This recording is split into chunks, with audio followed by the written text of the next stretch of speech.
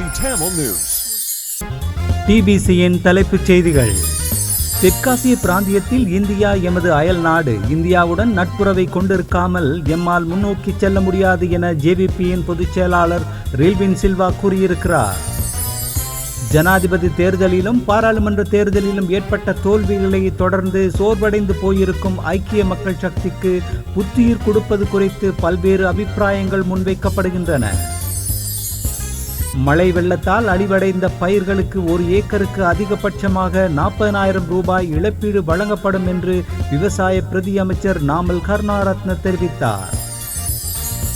பிரபாகரனின் பிறந்த தினம் மற்றும் மாவீரர் தினத்தை ஊக்குவித்து பேஸ்புக்கில் பிரச்சாரம் செய்த குற்றச்சாட்டின் பேரில் 3 இளைஞர்கள் கைது செய்யப்பட்டுள்ளனர்.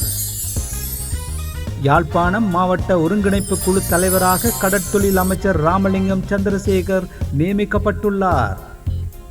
அவைகள் இன்றைய டிபிசியின் தலைப்புச் செய்திகள்.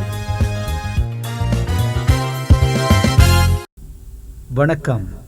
நீங்கள் இணைந்திருப்பது டிபிசியின் தமிழ் மாலை செய்திகளுடன். இனி விரிவான செய்திகளை பார்ப்போம். தெற்காசிய பிராந்தியத்தில் இந்தியா எமது அயல் நாடு. இந்தியாவுடன் நட்புறவை கொண்டிருக்காமல் எம்மால் முன்னோக்கி செல்ல முடியாது. அதேவேளை ஆசியாவில் சீனா மிகவும் அபிவிருத்தி அடைந்த நாடு. அதன் உதவிகள் எமக்கும் தேவை. இந்தியாவுக்கும் சீனாவுக்கும் இடையிலான போட்டியின் விளைவாக பிரச்சனைகள் எழவே செய்யும். ஆனால் அந்த பிரச்சனைகளில் இலங்கை சம்பந்தப்படாது என்று தேசிய மக்கள் சக்தியின் தலைமைத்துவ கட்சியான ஜனதா விமுக்தி பெரமுனவின் பொதுச் செயலாளர் ரில்வின் சில்வா கூறியிருக்கிறார். கொழும்பு டெய்லி மிரர் பத்திரிகைக்கு நேற்றைய தினம் இலங்கை அரசியல் நிலவரங்கள் குறித்து விரிவான பேட்டியொன்றை வழங்கியிருக்கும் சில்வா, நமது அரசியலை வாசித்து கற்றுக்கொள்கிற ஒரு கட்சியினர் உலக அரசியல் மற்றும் அதன் முரண்பாடுகளை நாம் விளங்கி கொண்டவர்கள். எமது வெளியுறவு கொள்கை சுதந்திரமானதும் வெளிப்படையானதுமாகும். நாம் எந்த நாட்டுடன் அணி சேரவும் மாட்டோம், அடிமையாக இருக்கவும் மாட்டோம். இந்தியாவுடனும் சீனாவுடனும் சமநிலையான உறவுகளை பேணுவோம் என்றும் கூறினார். ஜப்பான், வியட்நாம், மத்திய கிழக்கு மற்றும் ஐரோப்பிய நாடுகளுடன் உறவுகளை பலப்படுத்துவதில் நாட்டம் கொண்டிருக்கிறோம். அதேபோன்று ஆப்பிரிக்க நாடுகளின் உறவுகளை வளர்ப்பதில் அக்கறை கொண்டிருக்கிறோம். வெளியுறவு சேவையில் மாற்றங்களை கொண்டு வருவதற்கு நடவடிக்கைகளை ஆரம்பித்திருக்கிறோம். எமது அரசாங்கம் ஒரு இடதுசாரி அரசாங்கம் அல்ல, ஆனால் இடதுசாரித்தனமானதும் முற்போக்கானதும் ஜனநாயக ரீதியுமான சக்திகளை கொண்டதே எமது அரசாங்கம் என்றும் சில்வா பேட்டியில் கூறியிருக்கிறார். ஜனாதிபதி அனுரகுமார திசாநாயக்க தேசிய மக்கள் சக்தியினது ஜேவிபியினதும் தலைவராக இருக்கின்ற போதிலும் கொள்கை சம்பந்தப்பட்ட விடயங்களை தீர்மானிக்கும் அரசியல் குழுவில் சில்வா செல்வாக்கு மிகுந்தவராக விளங்குகிறார் என்று கூறப்படுகிறது. அவரிடம் ஜேவிபியின் பொதுச் செயலாளர் பதவியிலிருந்து நீங்கள் இறங்கி பிமல் ரத்நாயக்கவுக்கு அந்த பதவியை கொடுக்கப் போவதாக ஊகங்கள் அடிபடுகின்றன என்று கேட்கப்பட்ட போது, அவ்வாறு எந்த தீர்மானத்தையும் நாம் எடுக்கவில்லை. எல்லா காலத்துக்கும் பதவிகளில் நாம் இருக்கப் போவதும் இல்லை. பதவிகளை மாற்றுவதற்கு நாம் அவசரப்படவும் இல்லை. சமூக ஊடகங்கள் தான் இது குறித்து சர்ச்சைகள் கிளப்புகின்றன. மக்களின் கவனத்தை கவர்வதற்காக அந்த ஊடகங்கள் பரபரப்பான செய்திகளை வெளியிடுகின்றன என்றும் பதிலளித்தார். சர்வதேச நாணய நிதியத்துடன் உடன்படிக்கையிலிருந்து வெளியில் வரும் எதிர்கால திட்டம் எதுவும் தேசிய மக்கள் சக்தி அரசாங்கத்துக்கு இருக்கிறதா என்று சில்வாவிடம் கேட்டபோது, அது அவ்வாறு இப்போது எதையும் நாம் யோசிக்கவில்லை என்றும் கூறினார். சாத்தியமானால் சர்வதேச நாணய நிதியத்துடனான உடன்படிக்கையில் சில திருத்தங்களை செய்து அதை தொடர வேண்டியிருக்கிறது. இப்போது ஒரு விதமான பொருளாதார உறுதிப்பாடு இருக்கிறது. அதை நாம் கட்டியெழுப்ப வேண்டியிருக்கிறது. பொருளாதார வளர்ச்சி, சுதேச பொருளாதாரத்தின் பலம் மற்றும் கடனை திருப்பு செலுத்துவதில் நிலைபேறான தன்மை ஆகியவற்றில் எதிர்பார்க்கப்படும் வெற்றியை பொறுத்து எதிர்காலத்தில் அடுத்த கட்டம் குறித்து எம்மால் சிந்திக்க முடியும் என்றும் சில்வா கூறினார்.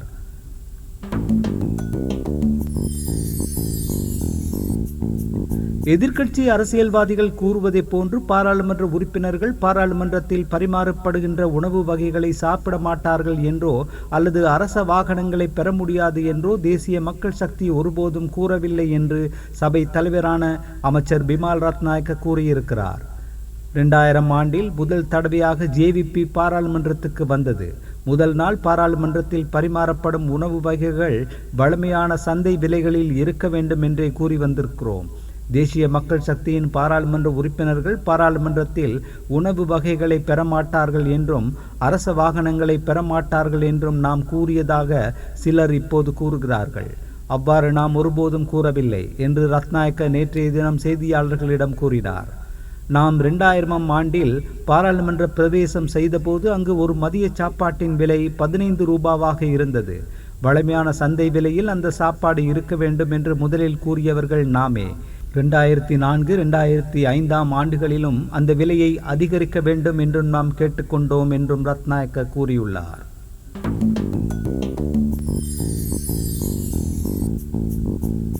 ஜனாதிபதி தேர்தலிலும் பாராளுமன்ற தேர்தலிலும் ஏற்பட்ட தோல்விகளை தொடர்ந்து சோர்வடைந்து போயிருக்கும் சஜித் பிரேமதாசா தலைமையிலான ஐக்கிய மக்கள் சக்திக்கு புத்துயிர் கொடுப்பது குறித்து பல்வேறு அபிப்பிராயங்கள் முன்வைக்கப்படுகின்றன. முன்னாள் ஜனாதிபதி ரணில் விக்ரமசிங்க தலைமையிலான ஐக்கிய தேசிய கட்சியுடன் இணக்கப்போக்கை கடைபிடிக்க வேண்டும் என்று ஐக்கிய மக்கள் சக்தி கூட்டணியின் அங்கத்துவ கட்சிகளில் ஒன்றான தமிழ் முற்போக்கு கூட்டணியை சேர்ந்த பாராளுமன்ற உறுப்பினர் பழனி திகாம்பரம் கூறியிருக்கும் அதேவேளை ஐக்கிய மக்கள் கட்சியின் தலைவராக பிரேமதாசா நியமிக்கப்படுவாரேயானால் அந்த கட்சியுடன் இணைவதில் எந்த பிரச்சனையும் இல்லை என்று கம்பா மாவட்ட பாராளுமன்ற உறுப்பினர் ஹர்ஷன் ராஜகருணா குறிப்பிட்டார்.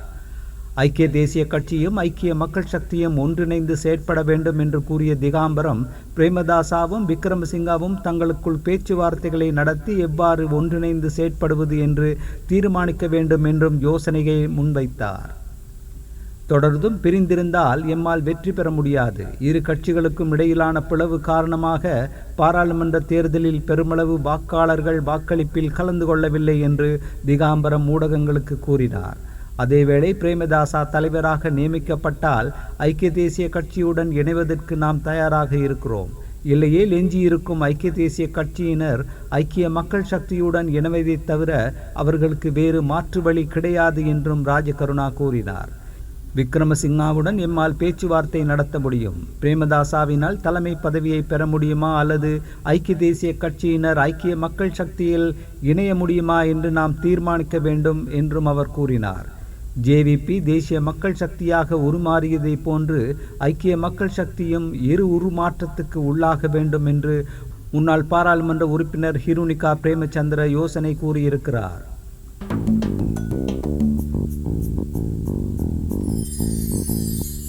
நவாலி கிழக்கு J135 கிராம சேவகர் பிரிவில் உள்ள ஞான பைரவர் ஆலயத்துக்கு அருகாமையில் உள்ள 250 ஆண்டுகள் பழமையான அரச மரம் ஒன்று நேற்று வெள்ளிக்கிழமை வீசிய பலத்த காற்றினால் முறிந்து விழுந்துள்ளது. இதனால் வைரவர் கோயில் முழுமையாக சேதமடைந்ததுடன் மதில் ஒன்றும் இடிந்து விழுந்துள்ளது. இருப்பினும் உயிர் சேதம் எதுவும் ஏற்படவில்லை என்று செய்திகள் தெரிவிக்கின்றன.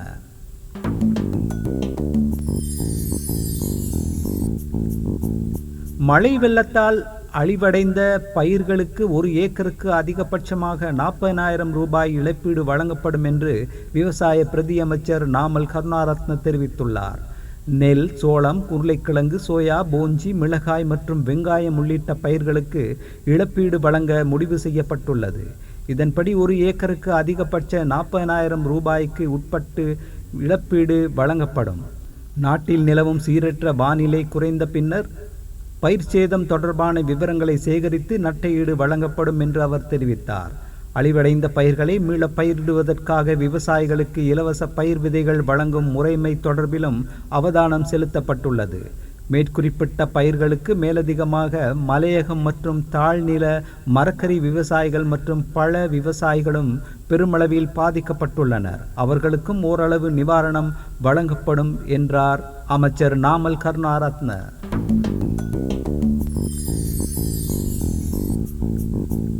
வடகிழக்கில் நவம்பர் 26, 27ஆம் தேதிகளில் விடுதலை புலிகள் இயக்கத்தின் தலைவர் வேலுப்பிள்ளை பிரபாகரனையும் அதன் உறுப்பினர்களையும் பொது இடங்களில் சமூக வலைத்தளங்களிலும் நினைவு கூர்ந்தவர்களை தேசிய மக்கள் சக்தி அரசாங்கம் கைது செய்ய வேண்டும் என்று முன்னாள் பாராளுமன்ற உறுப்பினர்களான சரத் வீரசேகரவும் உதய கம்மன் பிளவும் வலியுறுத்தி கேட்டிருக்கிறார்கள்.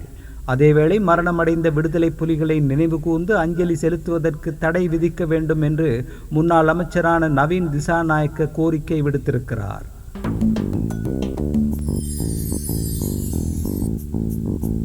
விடுதலை புலிகளின் தலைவர் பிரபாகரனின் பிறந்த தினம் மற்றும் மாவீரர் தினத்தை ஊக்குவித்து ஃபேஸ்புக்கில் பிரச்சாரம் செய்த குற்றச்சாட்டின் பேரில் 3 இளைஞர்கள் கைது செய்யப்பட்டுள்ளனர் என்று போலீஸ் ஊடகப் பிரிவு தெரிவித்துள்ளது.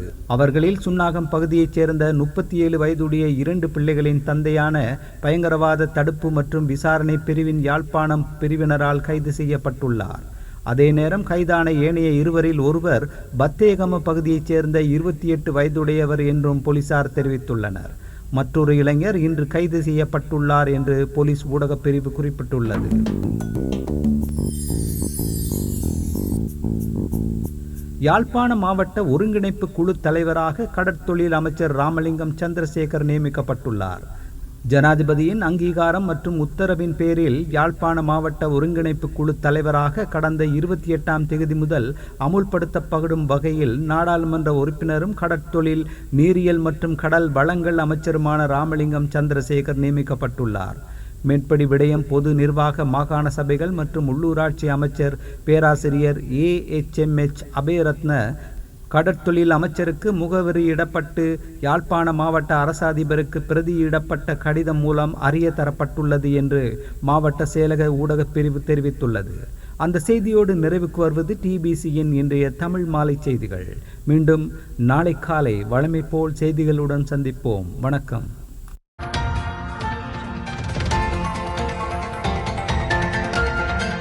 TBC Tamil News.